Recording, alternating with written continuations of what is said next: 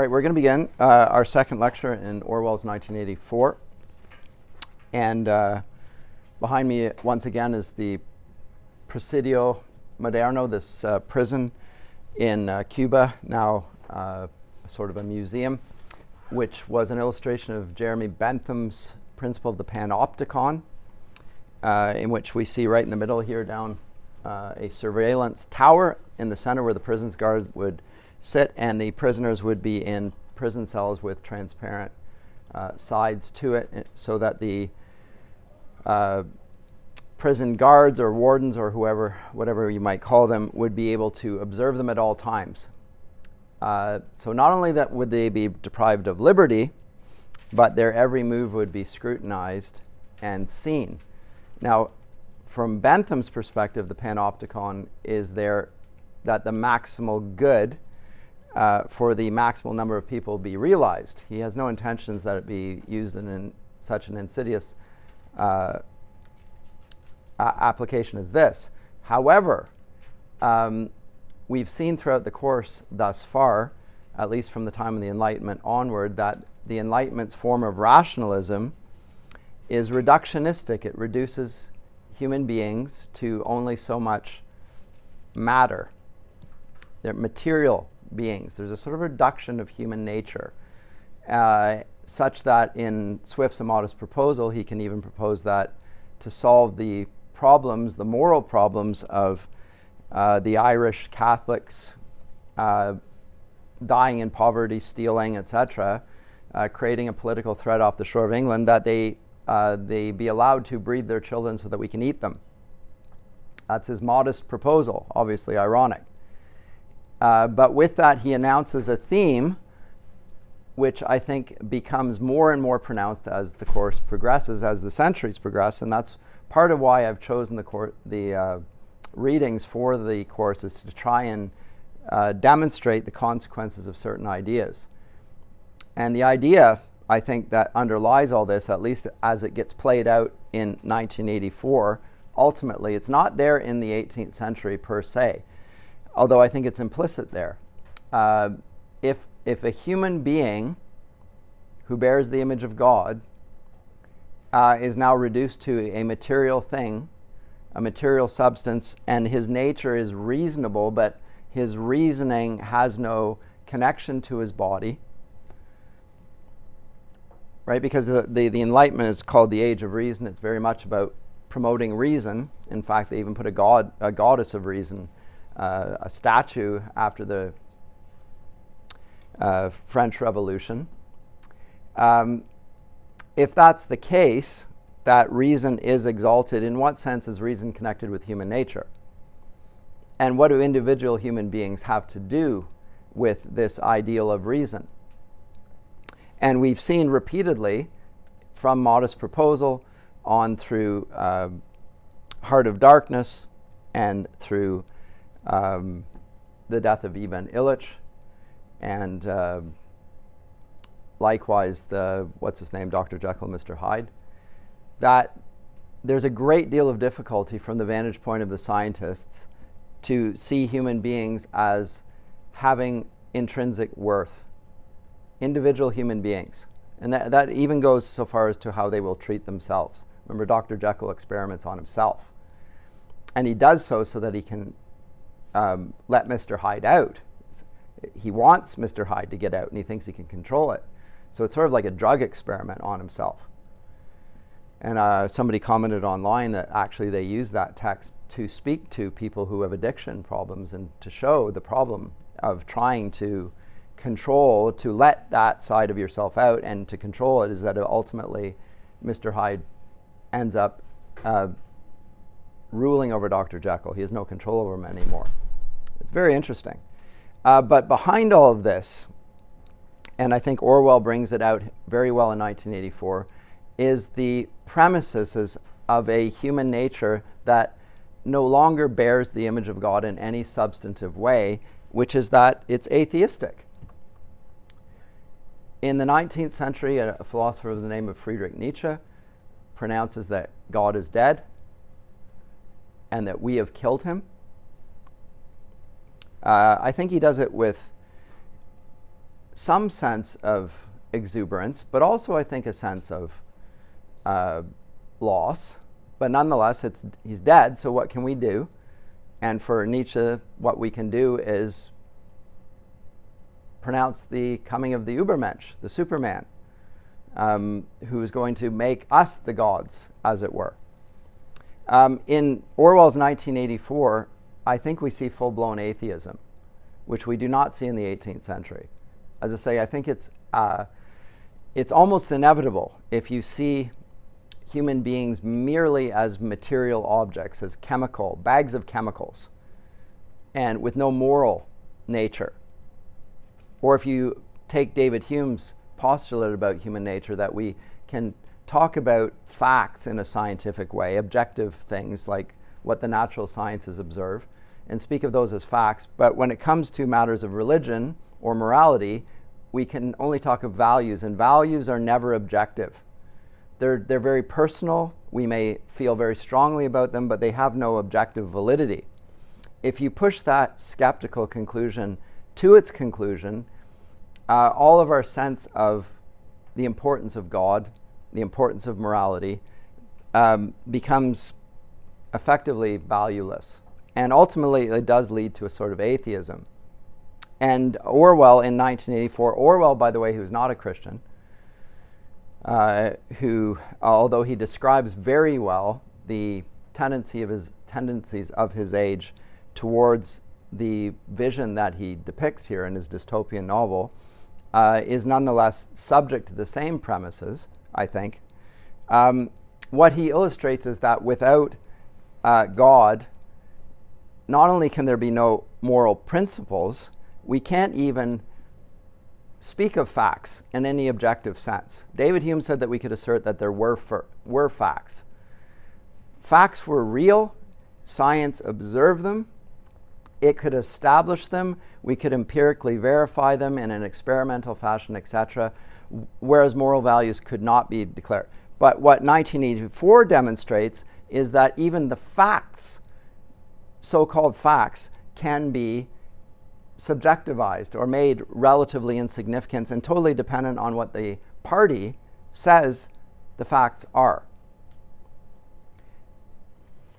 So there's, as I say, an extension of the Enlightenment to what I think is its logical conclusion, which is that the whole world of factuality, the idea of having bodies, the idea of having individual human natures, of being able to, that we bear individually the image of God, which is essentially stated very plainly in the Bible.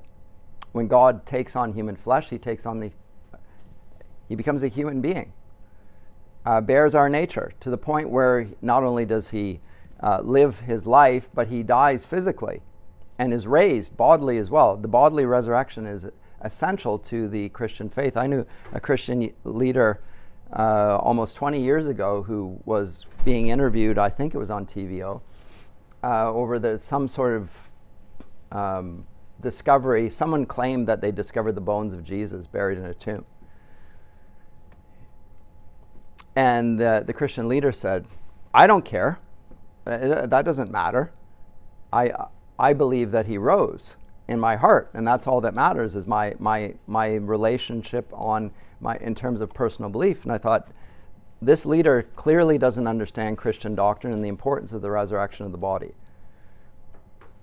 Although it says it quite plainly in 1 Corinthians 15. If he did not rise from the dead, we are of all men the most to be pitied.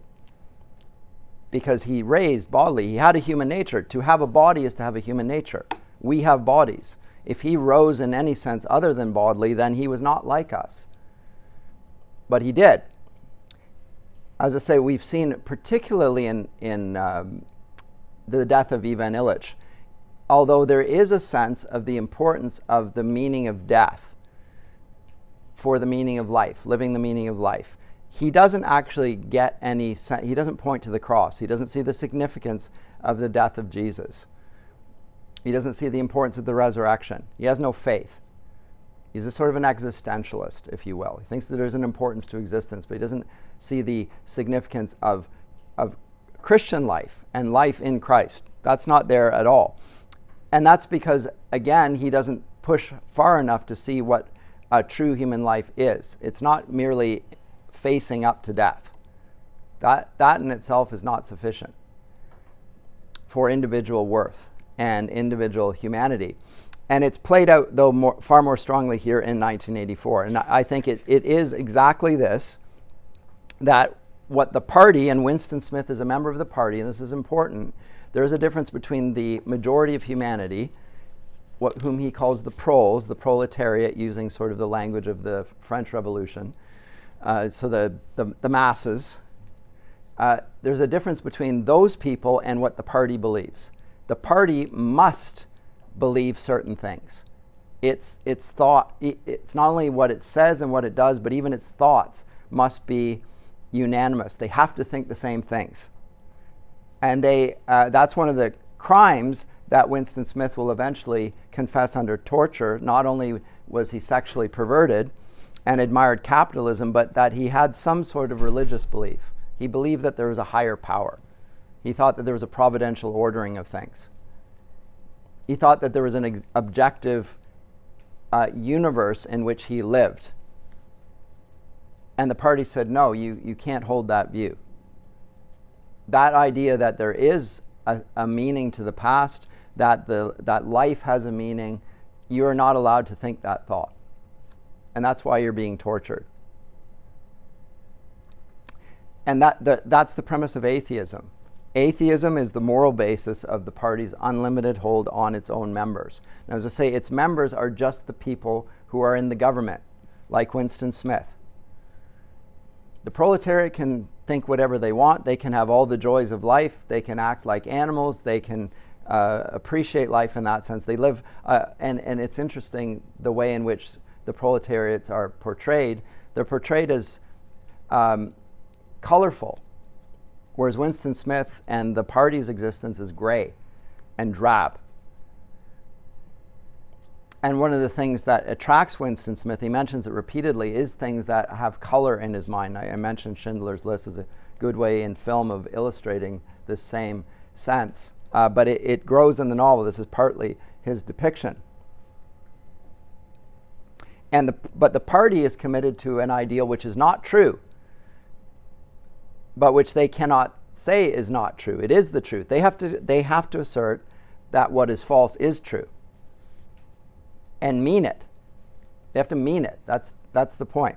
And so there are all sorts of ways in which the groupthink is perpetuated and indoctrinated. And one of them is through the party giving symbols of victory everywhere. So there are victory cigarettes, which have wrappers that barely keep the tobacco in. There's victory gin, there's victory coffee, there are victory mansions, which are basically dilapidated, falling down shacks. Everything is pronounced as victory, even while at the same time it shows defeat. Nonetheless, the hold over the party is so strong that they must believe absolute falsehood as their truth. And their language will conform to that. They must think that way. And what's interesting is that Winston will say that nothing is illegal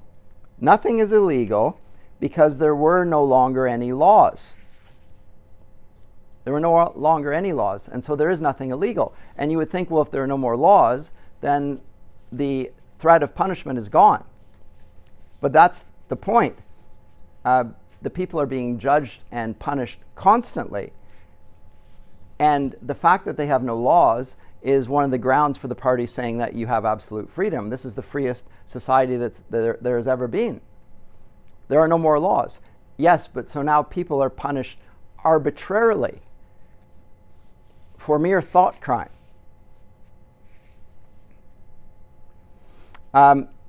We can see very quickly from and I think this is part of Orwell's genius in telling the story, that Winston is a man who plays the game but doesn't actually buy into this.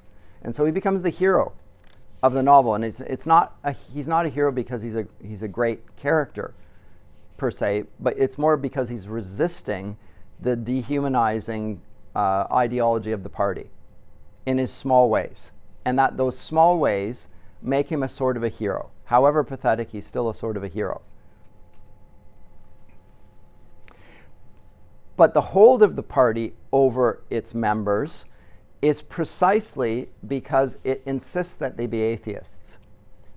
Because if atheism is true, then death is an absolute non-existence.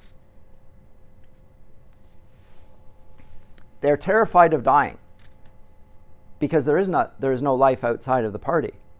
So they're absolutely terrified of torture and death.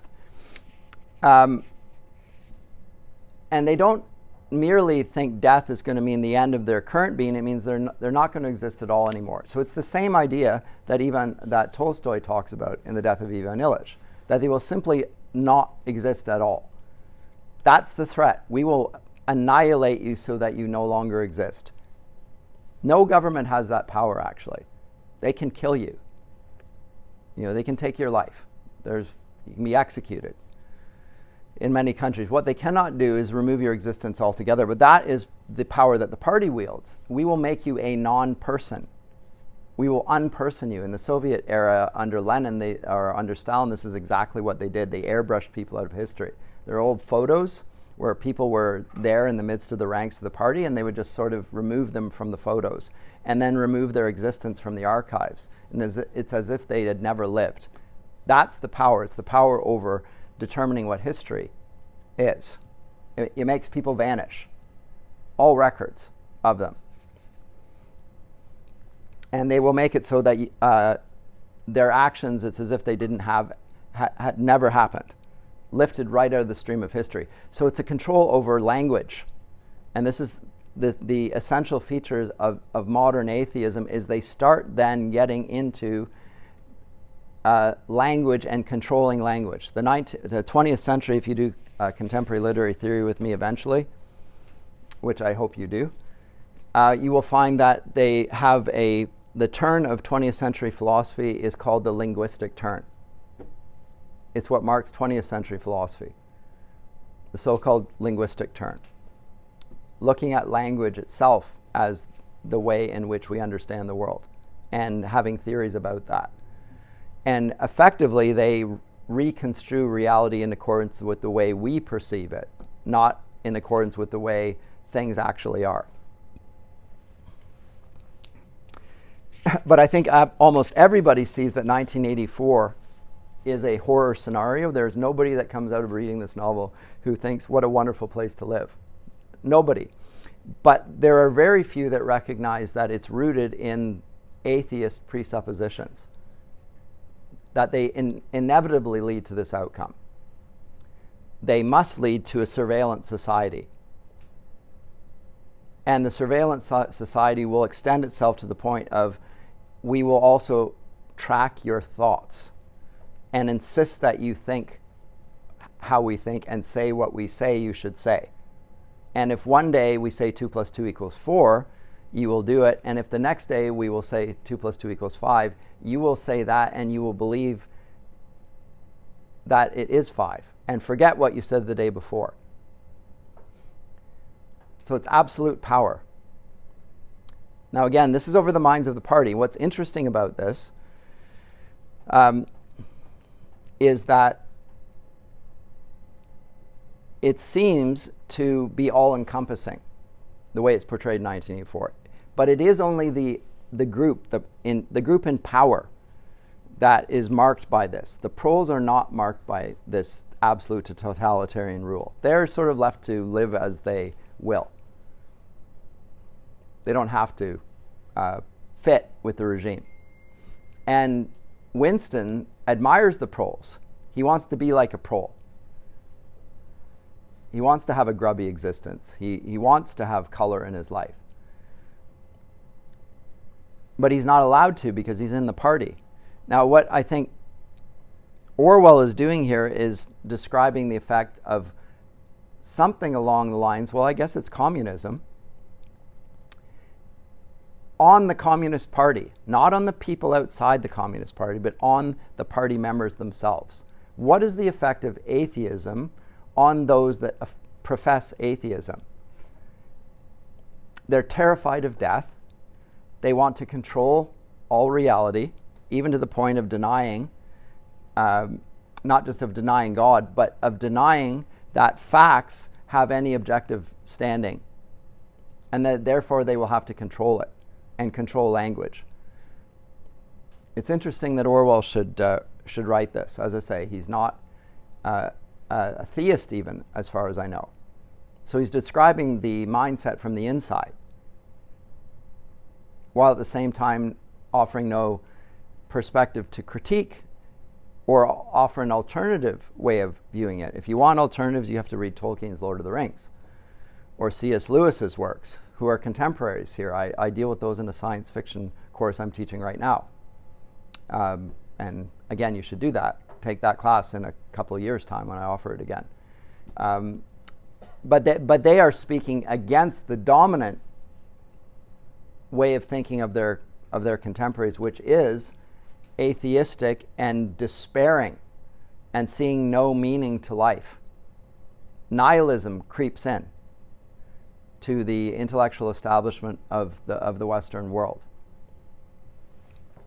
But with that, it's not only that they despair of life for themselves, they want to control all of reality so that they don't lose the life that they think has no meaning anyway. So that it's more control. And as a result, it pushes towards a society marked by lawlessness. So there's an assault on the law from within the atheist community. They not only want to decouple it from any appeal to God or a higher power, but they even want laws that are actually effectively no longer punitive.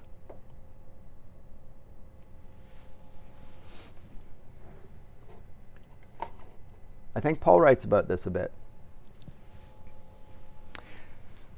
That day will not come unless the rebellion comes first and the man of lawlessness is revealed, the son of destruction, who opposes and exalts himself against every so-called God or object of worship, so that he takes his seat in the temple of God, proclaiming himself to be God. You know what is restraining him now, so that he may be revealed in this time. For the mystery of lawlessness is already at work. Only he who now restrains it will do so until he is out of the way. And the lawless one will be revealed, whom the Lord Jesus will kill with the breath of his mouth and bring to nothing by the appearance of his coming. The coming of the lawless one is the activity of Satan with all power and false signs and wonders, and with all wicked deception for those who are perishing, because they refused to love the truth and so be saved. Therefore God sends them a strong delusion, so that they may believe what is false, in order that all may be condemned who did not believe the truth, but had pleasure in unrighteousness. Now, he talks specifically about God sending a strong delusion. What's the strong delusion? That there is no such thing as truth even. It's not only that they don't confess that Jesus is Lord. It's that they think that the truth has no more meaning. They refuse to love the truth and be saved. Of course, the point of truth is to point to the one who is the truth, whose words are truthful, whose the words out of his mouth are truthful as well. It's the sword of truth. But even truth itself is undermined, and law has no purchase on their lives. They think that laws are effectively, as Winston Smith puts it, no longer relevant. There's nothing illegal. The party no longer says anything's illegal. There are no more laws. That's how far in the future it's got. I think you can mark our society by its increasing move towards the laws being arbitrary and not really being particularly meaningful. People use this phrase, word salad, all the time. There's a lot of words, and the laws don't actually punish anymore. So it used to be for first-degree murder, intentional killing of another person, that the death penalty. was the consequence. Likewise for rape and various other crimes in accordance with biblical law. And the reason that they were punished in that fashion was because the object that was being assaulted was considered to have that sort of a value. If you take a human life, then your life is forfeit. That's the price of a human life. It's not your village. You don't have to destroy a whole country, but there's a life for a life. The value of taking a person's life intentionally in a premeditated fashion is punished by the death penalty. That's what the law is. Nowadays, if you kill somebody, at most you're going to face 2 years in prison and you'll get off early on parole. So what is the law actually doing? Well, it's still there, but you will notice over time that laws become increasingly, although they're called laws, actually no longer function to connect us to a sort of a reality that insists on the meaning of the facts of a murder. Like a murder is a factual observation. The meaning of the life, I think, is a theological thing, but ultimately the fact that somebody has been murdered can be factually verified, and you can find the implement of murder. Colonel Mustard did it in the whatever, right? There's a murder with a pipe or a gun. There is a murder. There's the scene of the crime. We can observe that a murder has happened. A life has been taken. Okay, but what's the value on life?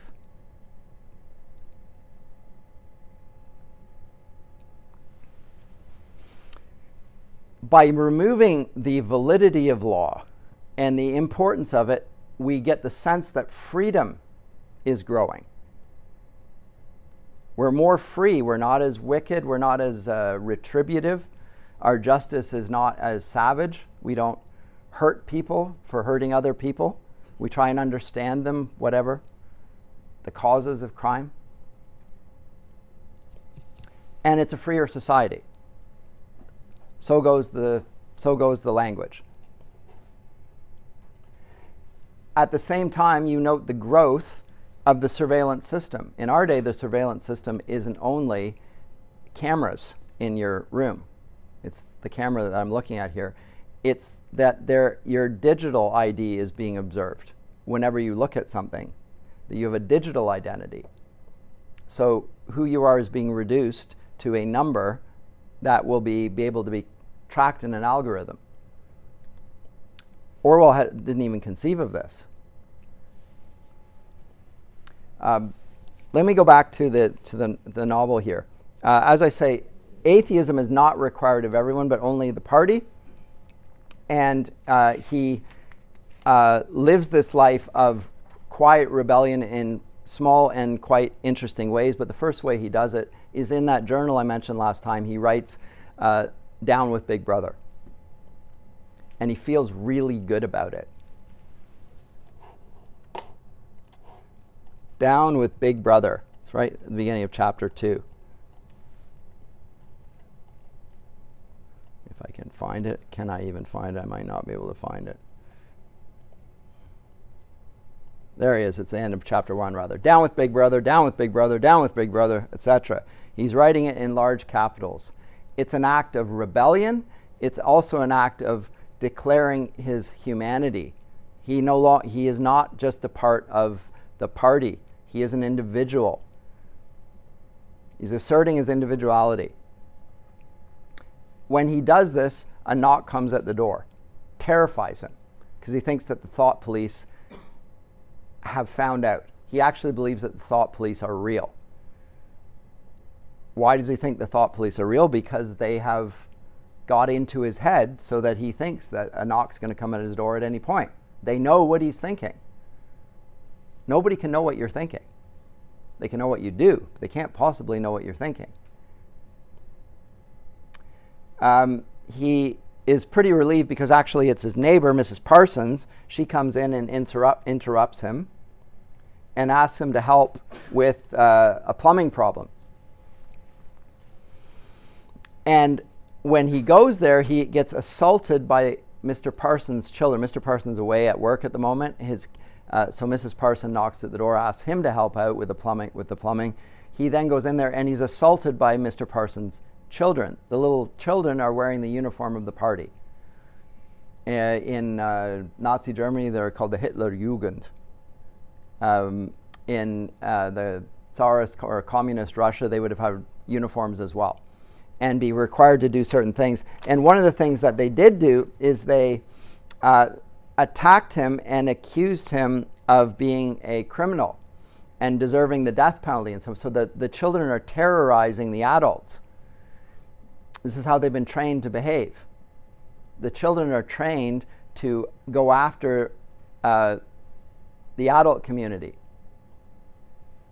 And they behave in accordance with the way they've been trained. So they even go after their parents. The party's given them their identity.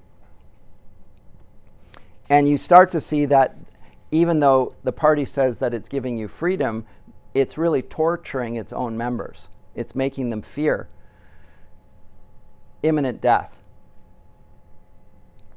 Now, chapter 3 begins with a dream. And the dream always begins with an image of his mother and his baby sister. And eventually leads to a woman who he has seen with dark hair. So 3 women. And these women seem to break the monotony of his life and also the terror of his life. He is desiring and has desired from being very young the comfort and the nurture of a feminine figure. And when he thinks these thoughts, he also feels remorse because he thinks that they were taken from him. He thinks they have been, but he's not even sure anymore. He's not sure of his own memories. This is the effect of the party's ideology on him. He is in the office of the Ministry of Truth, rewriting history, making people unpersons, and creating fictional persons, which other people will then believe actually existed. But he's also even forgetting who he is. He's like a man who suffers from amnesia. Does anyone know anything about amnesia? What are the symptoms of somebody who suffers from amnesia? Do you know? Sure. They forget either their long-term or their short-term. Yeah, so they forget who they are in some way. And it could be significant. It could just be their short-term memories. I think that's just me. I forget what I did here or there or whatever. As part of age, you lose the sense of, where did I put my keys? That sort of stuff. But you have you tend to have, as you get older, and you'll notice this from your grandparents, a stronger memory of things that happened a long time ago when you were a child. Very vivid memories. They'll talk about those times and people that they used to be with, their family, friends, whatever, and very vividly, and they are no more present than the people around them right now. So that's not what amnesia is. Amnesia is forgetting who you are entirely. It's a loss of your memory. And it's a bit of a terrifying scenario for most people. It's one of the symptoms of Alzheimer's is that you effectively are amnesiac, right? You don't know who you are. And most people regard it as I would never want to be like that, where I'm in the position where I don't know who I am, and I don't know who other people are around me. But it usually happens to people who are relatively infirm. They are not, they're old. They're not particularly able to do things. They've already lost sort of vitality in their physical bodies. Here we're portraying a society that's become amnesiac. It's lost its sense of who it is. And the consequence of that is that it can be made to do anything and believe anything. Winston Smith he's not even sure what happened to his mother and his sister. He's not even sure that he can trust himself, his own memory. And because of that, he also cannot be trusted. You don't know what this man's going to do. And if he can't even be sure about his mother and his sister and the woman who will come into his life whom he loves, then he could also betray her very easily, and particularly if he was threatened with extinction, annihilation.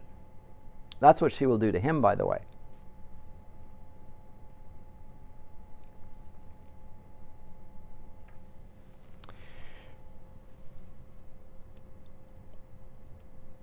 a church that doesn't know its identity, its historical rootedness, its own doctrine, is not to be trusted. People who believe in Jesus, people say that I believe in this, but don't have any sense of what that entails, are no more to be trusted than somebody who says the opposite. Because they don't really have an identity. Your identity is in Christ, but you have to know who he is. And you have to know what that entails in terms of doctrine and life and lifestyle. If you don't do that, then the profession doesn't actually mean anything. So you can start to use words, but the words actually have no roots in them, and they can mean something other than that. This is what happens to Winston Smith. And so we see here the effect of an atheist one-party state and its effect on the group that's in charge of everything. And it is sort of self-destructive on the group. And particularly it starts to destroy their sense of themselves, but also it drives them to, by fear, it drives them to do terrible things to themselves and to one another. And that is very interesting. So what Orwell portrays here about Stalinist Russia, I think, is true of communism across the board. It's the party that is in charge, that seems to have all the perks, that is actually the most terrorized. Not even the people. The people are terrorized by communism. It's a system that simply doesn't work at all. It's failed everywhere it's been tried. But it is particularly, the question is, why does it ever happen at all? How could communism ever be believed, and why would anyone ever bother with it? And the answer is because they live in terror. Because they're duped. Because they're men of lawlessness. They refuse to love the truth. I don't think this is even specifically referring to Jesus, although obviously that is the ultimate truth, is that he is Lord and so forth. Everything depends on that. But they don't even believe the truth at all. There is no truth and falsehood. The distinction is meaningless. The false is true.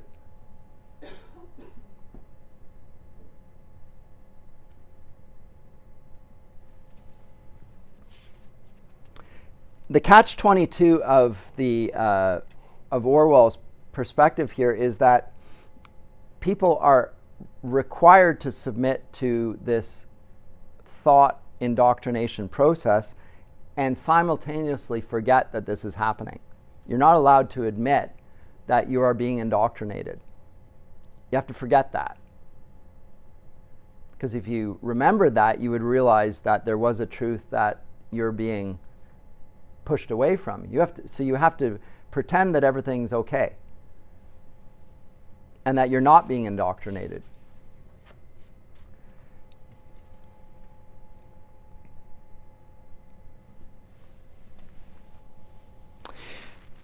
In chapter 4 of part 1, we see Winston at work and see him in the ministry of truth. And one of the things that he is required to do is create a person that did not exist.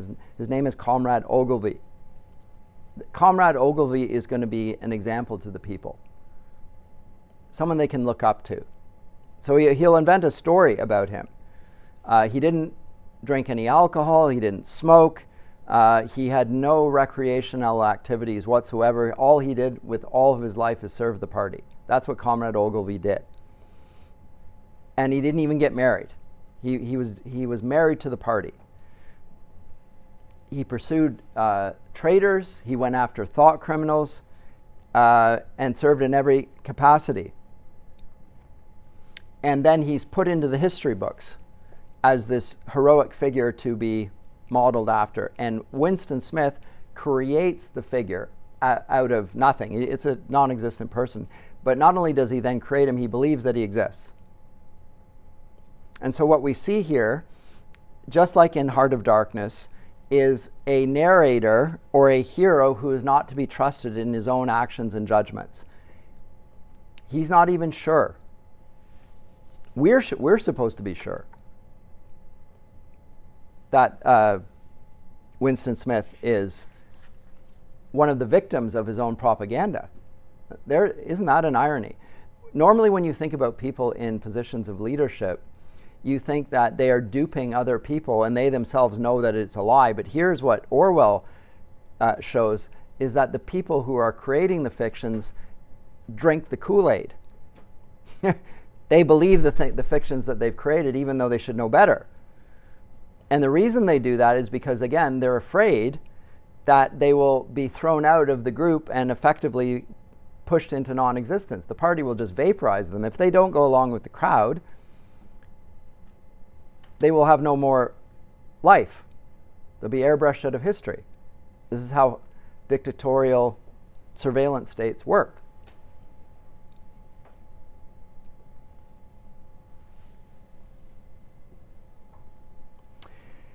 Let me move on to chapter 5. I'm not going to throw it on the screen. It's too distracting. Here we get introduced to a man by the name of Syme, S-Y-M-E. And Winston Smith is eating lunch at work with this man by the name of Syme. Syme wants to get an extra razor blade from Winston because his ration of razor blades has run out. And Winston lies and says, I don't have any, because he knows if he gives him one, he's not going to get one himself. And so we see that actually extraordinarily selfish behavior in the even though we're all in it together as brothers and they speak of each other as brothers and sisters and so forth, that it's extraordinarily selfish. Nobody shares anything because they know that they won't get it back. And the party actually seems to want this to be the case, that there's a scarcity even amongst the party, and the scarcity allows them to act in selfish ways and to betray one another to get things. They want them to act as if there was no right and wrong. They're willing to betray for the sake of essential goods. And so they sit down to eat together, and they have some sort of gray stew, and a little bit of bread and a little bit of cheese, and of course a cup of victory coffee. Cheers to victory, which tastes terrible. Probably more, and it has no milk in it. It's just brown liquid. One saccharin tablet in it, so a little bit of sweetness. And they talk about what they do for a living, which is to cut language down, to pare it down to the bare essentials of communicating. And Syme says this. He says, don't you see that the whole aim of new speak is to narrow the range of thought? This is what they're doing. It's not just they're changing language. They're trying to reduce what can be imagined.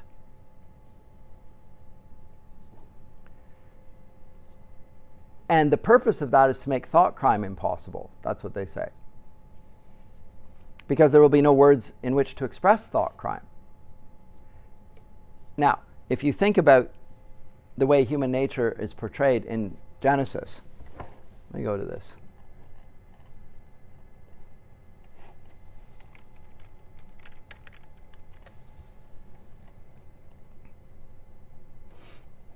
God speaks the creation into being by his word. In John 1 it says that very explicitly. In the beginning was the Word, and the Word was with God, and the Word was God, and by all things were by him created.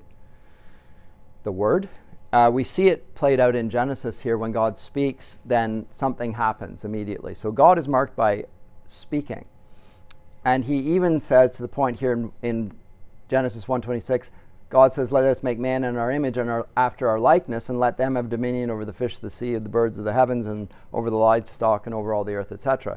So he speaks mankind into existence, and mankind bears the image of God.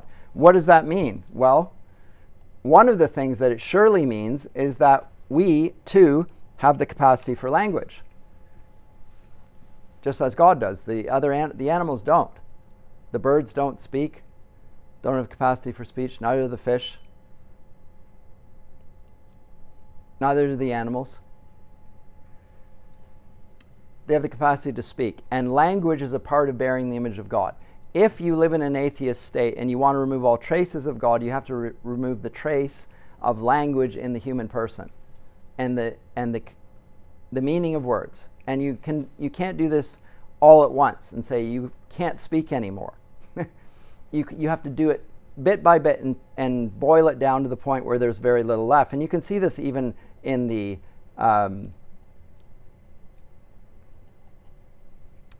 account in Genesis 2 where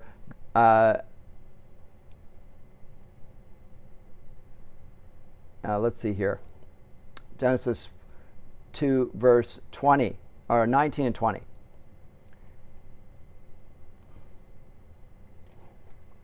Out of the ground the Lord God had formed every beast of the field, repeating what was said in the Genesis 1. And they all these things were brought before man to see what he would call them. And whatever the man called every living creature, that was its name. Illustrating what we just saw, what I said in Genesis 1, that man bears the image of God. And what does that mean? He names the animals. He calls them by their name. When he calls them by their names, he's understanding what's there as well. It's a scientific description, if you will. It's probably a poetic one too, but it means something. That is what the words mean. And yet there's no helper for him. That's not relevant to the point here, although it is relevant to the dehumanizing effect of Big Brother and reducing language to the point where thought crime is impossible. The reason thought crime is possible is because we will be utterly dehumanized at that point and no longer able to speak about anything. And by doing that, we'll control death.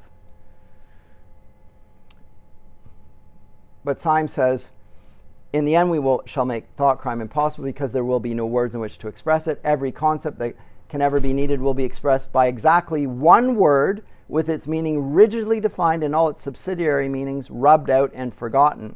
Already in the 11th edition, we're not far from that point. So language is being pared down and controlled to the point where there's one word and there's only one meaning for one word. There's no nuance or subtlety.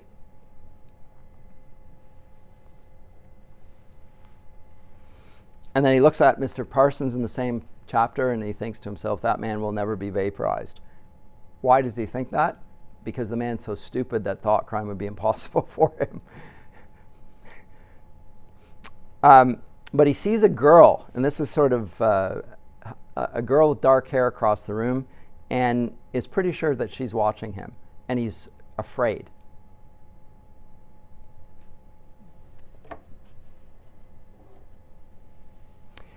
But what Syme illustrates in his words here is Orwell's depiction that if governments continue to control language and speech, thinking itself will be controlled.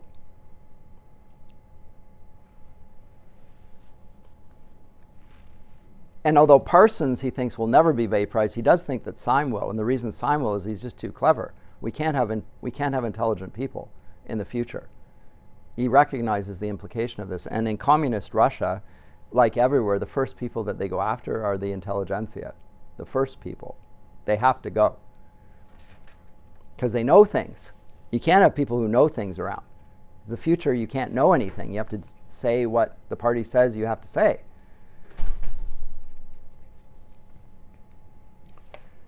Because intelligence is also one of the enemies of Big Brother. Anyway, in chapter 6, he goes back to his journal. Is that? No, that's chapter 4. It was 3 years ago, he writes.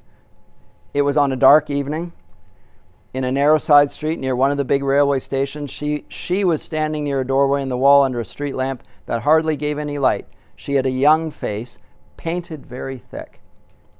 It was really the paint that appealed to me, the whiteness of it like a mask and the bright red lips.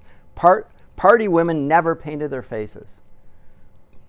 There was nobody else in the street and no telescreen, she said, $2. And he can't go on. the $2 is what she's going to charge him for the sexual act. He's imagining a woman, which is probably the woman with the dark hair that he sees in the office. And what attracts him about her is the color. And the fact that it seems to be, that the color itself seems in defiance of the party. It really seems to be the defiance of the party that motivates Winston, because it represents something. It's not really the party per se, it's more a life that is outside of the control of the party. That's what appeals to him. And the lipstick represents that. It symbolizes a life that he is being denied. And so he also associates it with promiscuity. And in fact, he seems to delight in the fact that it is promiscuous, because the promiscuity suggests that he's going against a law and that there is a law then, whereas the party has no laws. But he likes the idea that there might be something illegal. That's the attraction. And so the color theme I announced at the beginning is a thread that goes throughout the entire novel. Winston's attracted to color. Color symbolizes something for him. And he writes exactly about this, about the fact that her lipstick, her makeup, was the thing that makes him feel alive, and color is the one thing that's been taken out of his life, everywhere. And again, symbolic. Everything that gives his life meaning has been deprived of him. And he longs for that. That sense that there might be some sort of escape from management. Let me skip over to chapter 8. That's only important for, well, there's all sorts of things important in it, but when he goes out, he's going to a Communist Party meeting, and while he's there, he slips into a little shop and buys something. It's a piece of coral suspended in glass, and it is referred to throughout the whole book hereafter. The coral has a symbolic meaning. The coral, of course, is a beautiful, colorful little bit of sea life, and it's been preserved inside the glass. It sort of symbolizes Winston himself, but it certainly symbolizes the woman that he fantasizes about with the red lipstick. The glass represents probably the party and its oppression. The color of the coral inside that, the lipstick on the woman who he desires.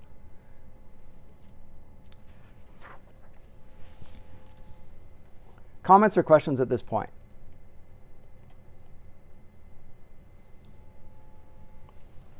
Note the comment here. There were even organizations such as the Junior Anti-Sex League, which advocated complete celibacy for both sexes. All children were to be begotten by artificial insemination, ARTSEM, it was called in Newspeak, and brought up in public institutions. They can't go back to their families. The families would be, an agency that would resist the totalitarian nature of the state and its determination of all reality. They can't have that, because the people that brought you to life you would be connected to in some way, natural affections. This, Winston was aware, was not meant altogether seriously, but somehow it fitted in with the general ideology of the party. The party was trying to kill this sex instinct, or if it could not be killed, then to distort it and to dirty it. What does that mean? It's going to make the family seem to be a dirty institution. And what led to the family a dirty thing. We want to control the reproductive process, but we want to kill the means by which it comes about and the avenue or the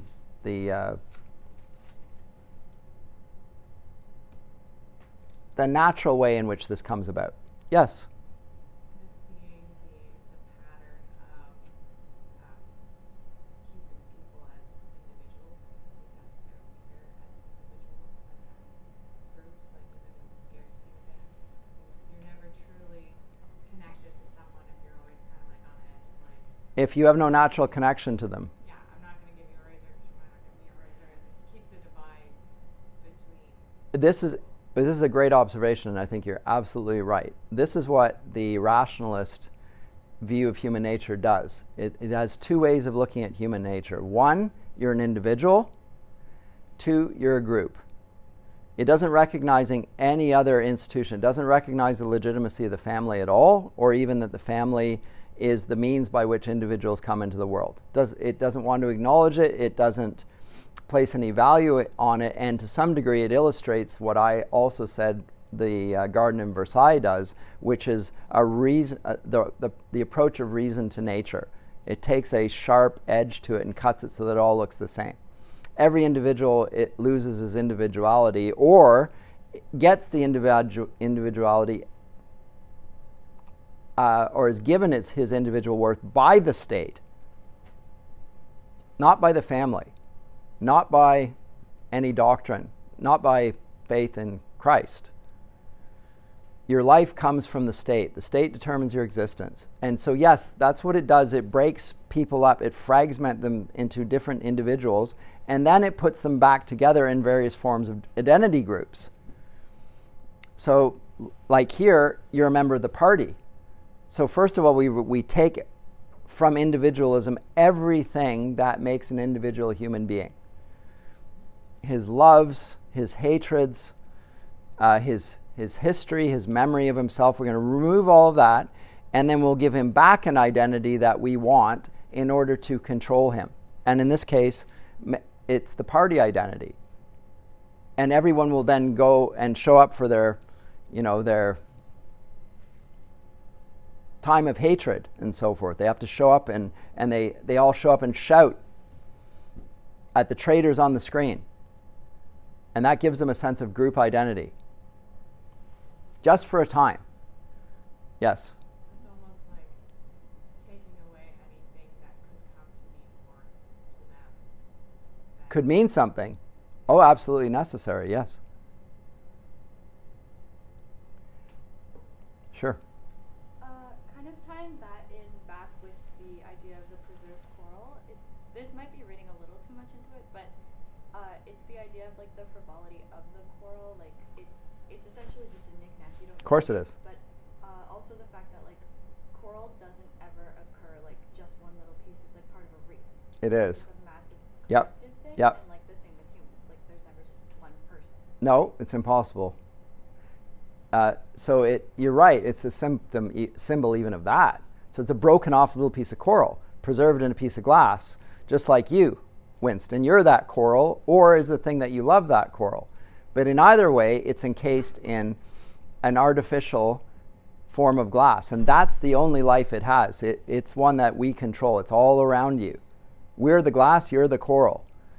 You want to insist that the coral is meaningful, but actually look that it's surrounded by glass. And your meaning comes from what we say you mean. And he wants to make it mean something different.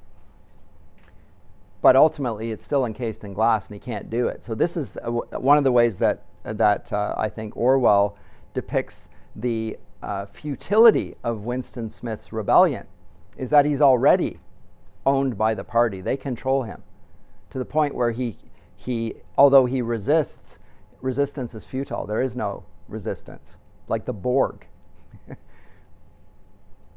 Anyway, the Star Wars or Star Trek fans there. Right, we will assimilate you and make you part of the collective. Now again, it only happens within the party. And they're the people, so the people that are the most, at least they believe they're the most powerful, and they believe that they're in control, and they believe that they're part of what's really important in life, are the ones that are the most dehumanized and most terrified.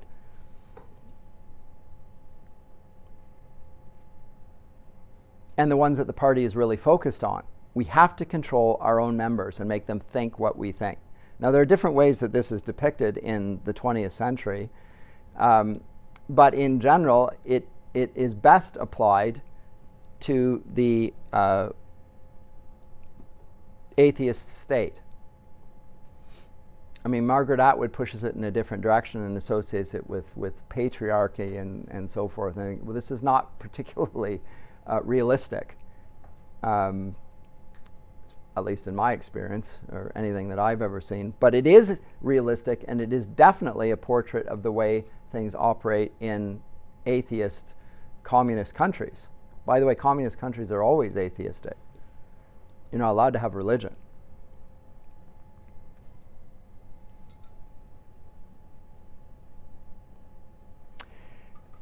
Chapter 2 changes the narrative significantly by allowing the thing that Winston had fantasized about, the woman with the dark hair, the image of the dark-haired woman that comes after his mother, his sister, now the woman with the red lipstick. She gives him a note, something real, stuck in his hands. She comes to him. And even when she does this, he can't believe it. Is this chapter 8? I don't even know. Now, if I can find this. Oranges and lemons, say the bells of St. Clemens. There it is, part 2.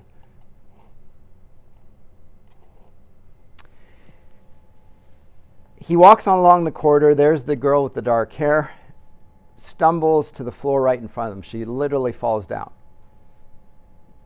And he goes to help her up, and she slips a little piece of paper in his hand.